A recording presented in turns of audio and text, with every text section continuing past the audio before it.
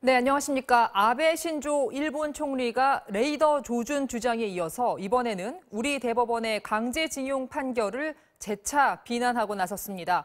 신년 대담 성격의 방송 프로그램에 나와서 매우 유감이라면서 대응 조치 검토를 지시했다고 언급했는데 국제사법재판소에 제소하는 방안도 고려하고 있는 것으로 보입니다. 오늘 첫 소식 한동수 기자가 보도합니다.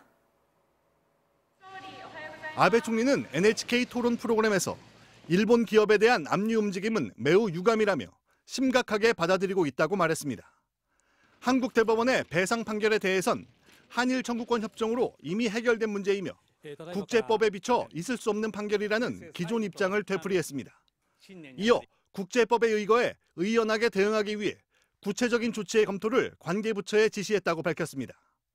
지난 4일 강경화 외무장관과 전화통화 이후 국제법에 의거해 대응하겠다고 한 고노다로 외무상의 발언과 똑같은 내용입니다.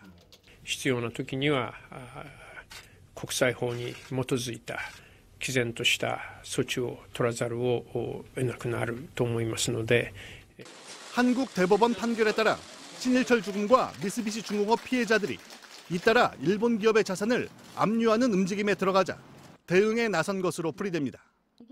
일본 언론 보도를 종합하면 일본 정부는 한국 정부와의 협의, 제3국을 통한 중재 절차, 국제사법재판소 제소 순서로 대응 방침을 정한 것으로 보입니다.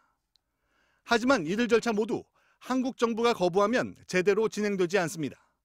국제사법재판도 일본 정부가 단독으로 제소한다 해도 한국의 동의가 없으면 재판은 열리지 않습니다.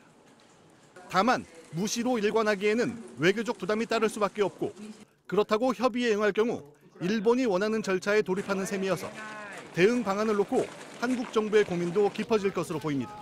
MBC 뉴스 한동수입니다.